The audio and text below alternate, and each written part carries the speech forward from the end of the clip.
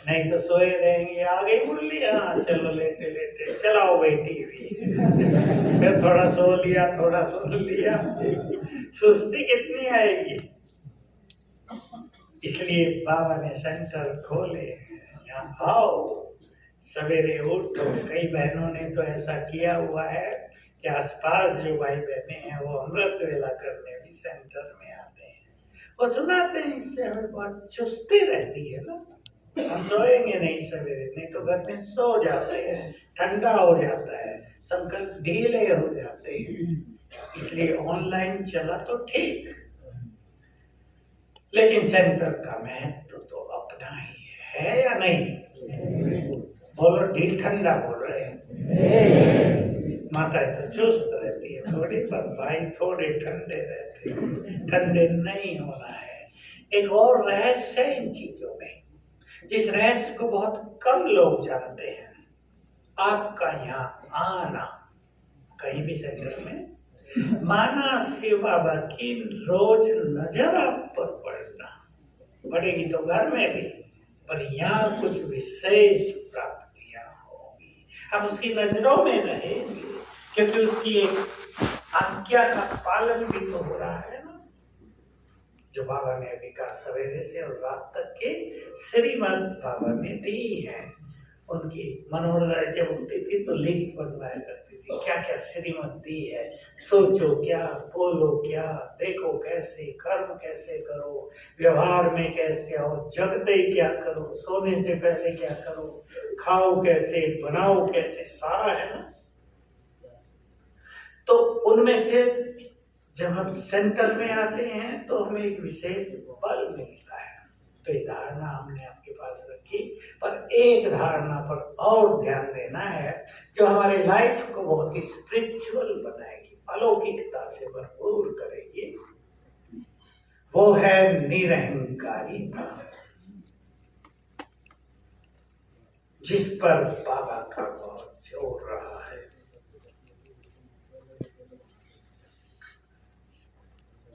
इसलिए 3 धारणाओं में निराकारी, निर्विकारी, निरहंकारी भी खास आया। हालांकि निर्विकारी में सब आ जाता है, फिर भी निरहंकारी, क्योंकि अहंकार ऐसी चीज है, मनुष्य के पास जब योग्यताएं बढ़ती हैं, जब उसका ज्ञान बढ़ता है, जब उसको मान सम्मान बहुत मिलता है, जब उसे सफलताएं मिलती हैं, किसके पास बहुत सुंदर बुद्धि होती है, उसका कहीं ना कहीं मोटा खत्म भी हो जाए, सूक्ष्म ईगो रह जाता है। मैं, इसका सूक्ष्म रूप है मैंपन। इस पर सभी बहुत ध्यान देंगे। मुझे तो पकड़ में आ गई थी ये बात शुरू से ही। बाबा के बारे में बहुत कुछ सुनते रहते थे, ब्रह्मा बाबा के बारे में। बहुत ईगोलेस थे, निरंकारी थे बाबा। उनको ये भी नहीं था कि मैं ब्रह्मा हूँ, उनको ये भी नहीं था मैं पहले नंबर की आत्मा हूँ। बिल्कुल निरंकारी। हंसी की एक घटना सुना देता हूँ, कितने निरंकारी थे। हमारी पार्टी गई मधुबन, रजौरी, दिल्ली से। अब माताओं का तो बाबा से बहुत प्यार रहता है। शाम को 4 बजे थे, हम पिछले वाले गेट से कहीं से घूम के आए थे। बाबा का जो कमरा है वो इस तरफ, जहाँ से आप प्रवेश करते हैं, ये बाहर का कमरा नहीं होता था कि 2 फुट की दीवार थी और बाबा अपनी बेड पर बैठे थे। चारपाई होती है ना, रस्सियों की बनी हुई, पतले बाण कहते हैं उन्हें, उन पर बैठे थे। उसमें कुछ चादर वादर नहीं बैठे। अब माताओं ने देख लिया, माता ने कहा बाबा बाबा बाबा। तो बाबा ना, वहीं टॉयलेट थी बाबा की पिछली तरफ बनी हुई। तब तो ये आजकल की toilet, combined bathroom, attached bathroom, ये सब सिस्टम ही नहीं था।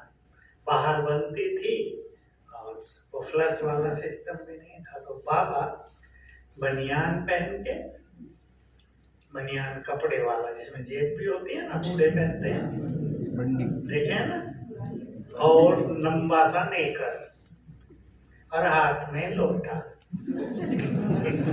और कमरे से बाहर निकले और माताओं ने बाबा को घेर लिया। हम छोटे थे, 19 साल से भी नहीं पूरा हुआ। मैं देख रहा कि ये ब्रह्मा गॉड, कोई उसे देखे बूढ़ा कहाँ से आ गया, कोई भागी भागी वो लच्चू बहना, हे माता हटो, देख नहीं दे कहाँ बाबा जा रहे हैं। हटाया तो बाबा संपूर्ण निरहंकार, सारा ईगो जैसे जला के नष्ट कर दिया था। अपने लिए कुछ नहीं, बहुत बड़ी चीज थी, अपने लिए कुछ भी नहीं। कमरा बाबा का बहुत वैसा था, ये तो सजाया ना, दरवाने में कुछ अच्छा बनाया गया, आधा था तो बड़ा है ना पीछे का, बीच में आप देख सकते हैं वहां दीवार होती थी।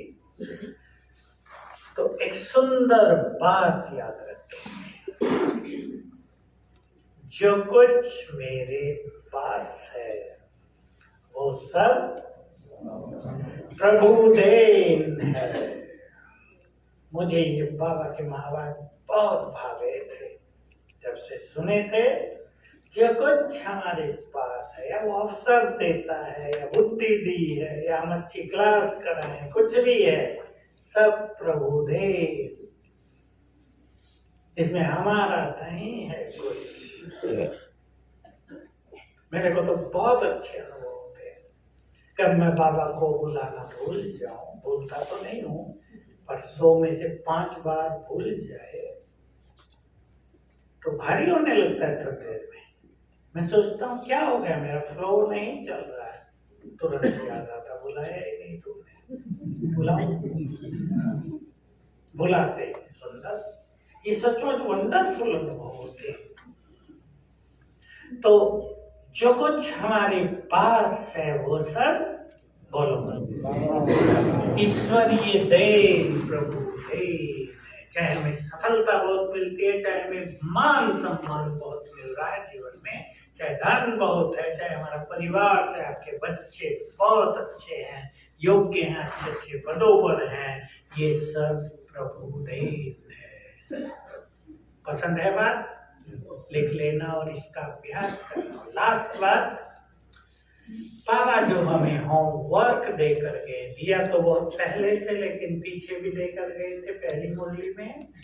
मन के सारे बोझ बाप को देकर हल्के हो जाओ। दे दो अपनी बागडोर उसके हाथ में, तुम जैसे चाहो चलाओ। अभी दे दो, कोई बोझ मन पर हो। और बाबा ने तो काम दिया था कि जब बोझ होता है तब का अनुभव, और जब बोझ दे देते हो तब का अनुभव, दोनों को नोट करो, अलग अलग, बहुत सुंदर होगा। तो बाबा का एक महावाक्य याद रखेंगे, जो बाप सारे संसार का बोझ उठाने वाला है, क्या वो अपने बच्चों का बोझ नहीं उठाएगा? मैंने भी लिख ली थी ये बात जब सुनी थी। सारे बोझ दे दो और देखो आनंद जीवन का। भगवान मांग रहा है, बाबा ये उस दिन भी कहा, पहले भी कहा था, लेने वाला लेने को तैयार है, तुम देते ही नहीं। बोझ उठाने की आदत पड़ गई है। कभी कभी ऐसा होता है ना, रास्ते में जा रहे हो, हमारे पास भारी अटैची हो, दूसरा साथी हमें कहे कि मुझे दे दो, लेकिन हमारी अटैची में माल है कुछ, हम देते नहीं कि लेकिन अब भाग जाए। बाबा तो भागेगा नहीं, कई गुना करके दे देगा।